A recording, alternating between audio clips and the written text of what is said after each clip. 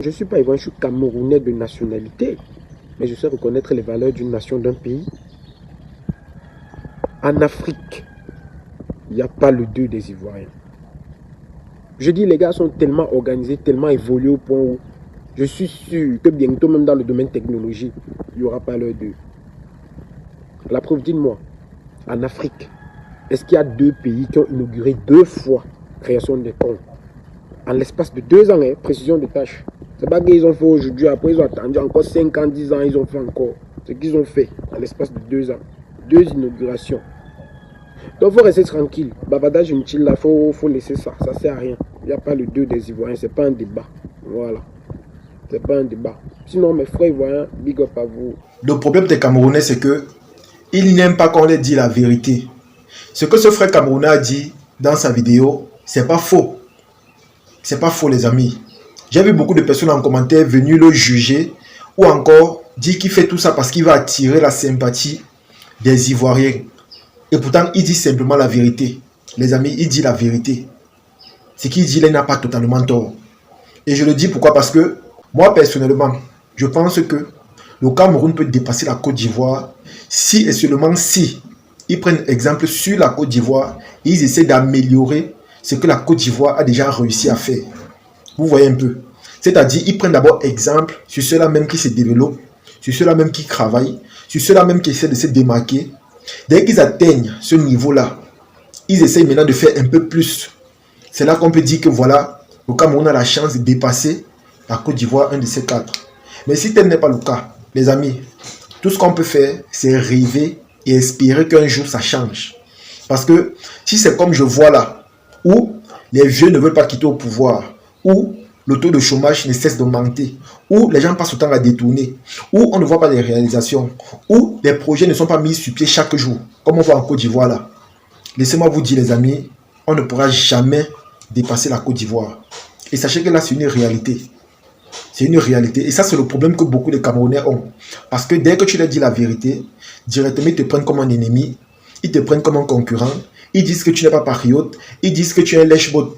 Ils commencent à sortir des propos du genre, tu fais tout ça parce que tu veux la sympathie de la Côte d'Ivoire, parce que tu veux les abonnés. Est-ce que les abonnés donnent de l'argent? Honnêtement, est-ce que ça donne de l'argent? Est-ce qu'à travers ce qu'on fait là, on gagne de l'argent? Non. On dit simplement la vérité. On dit simplement la vérité parce que on souhaite attirer l'attention des dirigeants de notre pays à vouloir faire pareil, comme dans les autres pays. C'est-à-dire que quoi? On souhaite que chez nous aussi ça travaille, ça réalise. On souhaite voir des projets concrets. On souhaite voir la population épanouie. C'est la raison pour laquelle on parle. Mais il y a des gens qui n'arrivent pas à voir cela. Ils se basent toujours de la forme au lieu de se baser du fond. C'est-à-dire, ils s'attardent sur des futilités, sur des choses qui ne sont pas vraiment importantes pour dire que voilà, tu es un lèche-botte, tu peux faire la Côte d'Ivoire, c'est monté, c'est descendu. Et pourtant, tout ça, c'est zéro. Et ce qui est même choquant dans tout ça, c'est quoi? C'est que celui même qui vient t'insulter, c'est quelqu'un qui souffre, c'est quelqu'un qui ne travaille pas, c'est quelqu'un qui ne s'en sort pas. Mais lorsque tu prends quand même ton courage à deux mains pour dire la vérité et pour dire les choses telles que ça se présente, il est le premier à venir t'insulter. Il est le premier à venir te traiter de lèche-botte. Honnêtement, je me pose des questions. J'ai vu les commentaires dans sa vidéo suite à ses propos. Les gens l'ont tellement critiqué. On a lancé des propos injurieux à son égard. Et lui-même, il savait cela. C'est la raison pour laquelle, à la fin de sa vidéo, il a dit ne venez pas m'insulter parce qu'il connaît. Il connaît comment ses frères sont. Il sait que quand tu dis la vérité, eux, ils n'aiment pas. Quand tu essaies d'expliquer, ils ne sont pas avec toi. Ils aiment simplement quand on dit que c'est le continent. Mais dans quoi? Dans zéro. Et c'est ça le problème que beaucoup de Camerounais ont. Ils ne sont pas réalistes. Ils ne sont pas réalistes. Ils préfèrent se baser sur des choses vraiment qui ne vont pas les aider. Ils préfèrent s'attarder sur des futilités au lieu de se concentrer sur ce qui est utile. Regardez par exemple en Côte d'Ivoire. Il dit tous les domaines, ça évolue. La musique, le cinéma, le domaine infrastructurel, le domaine salarial, le domaine administratif. Partout, ça se développe. Chaque jour, on fait face à un nouveau projet. Chaque jour, on fait face à la mise en pied d'un nouveau projet. Il dit tous les jours. Aujourd'hui, par exemple, tu vois un post où on dit pose de la première pierre. Après 2 mois ou 3 mois, tu viens voir comment on a élevé les immeubles là-bas. Vous comprenez que les projets ne restent pas sur les maquettes, mais les projets deviennent concrets. On les réalise. Mais ici, là, chez nous, vous allez partir dans certaines rues, vous allez voir les affiches. Tel projet en 2025, tel projet en 2025. Mais on ne voit jamais ces projets-là. Tellement que les affiches sont restées, ça a vieilli, il a plu sur ça, le soleil a touché, ça s'est même déchiré, ça a vieilli, ça a disparu. Mais on ne voit pas les projets. Et comme j'ai l'habitude de dire, ce n'est pas l'argent qui manque. Parce que quand on met un projet en place, ça signifie qu'un budget au préalable a été voté pour cela. Mais dès que ça touche la main de certaines personnes, quelqu'un prend, il mange un peu, il envoie le reste à l'autre. L'autre prend, il mange un peu, il envoie à l'autre. Ainsi de suite. Et c'est comme ça que l'argent finit par disparaître et on ne voit pas ces projets-là. C'est la raison pour laquelle, jusqu'à aujourd'hui, on rencontre encore beaucoup de problèmes dû au manque de routes. Parce que chaque jour, on voit des budgets, mais on fait face aux réalités, c'est-à-dire des routes non bitumées. Lorsqu'il pleut, c'est la magie seulement. Vous allez voir la boue, lorsqu'il y a le soleil, la poussière. Pour finir, tu ne saurais même choisir le temps qui te convient. Parce que tous les temps qu'il fait en cette période-là impactent sur ta santé. Ça impacte les amis. Mais dès que tu vas te lever pour faire ce genre de vidéo, tout ça pourquoi? Parce que tout le temps on se compare avec la Côte d'Ivoire. Ils seront les premiers à te dire que tu es un lèche-bot. Tu fais ça parce que tu veux les abonnés. Comme je vous ai dit les amis, est-ce que les abonnés donnent de l'argent? Est-ce que ça donne de l'argent? Ça ne donne pas de l'argent. On fait ce qu'on fait parce que déjà de 1, on apprécie ce qu'on fait. Et on souhaite qu'à travers notre voix, les choses puissent changer. C'est la raison pour laquelle j'aime quand les gens intellectuels, les gens matures, tombent sur mes vidéos. C'est vrai, ils vont comprendre que je fais la promotion de la Côte d'Ivoire, mais au fond de ce que je dis, ils vont comprendre mes réelles motivations et les réalités auxquelles on fait face au quotidien, qui nous poussent à faire des sorties comme on le fait tout le temps. Sachez qu'à travers ce qu'on dit, c'est parce qu'on veut toucher l'adversaire. On veut qu'eux aussi se mettent au travail. On veut voir des réalisations.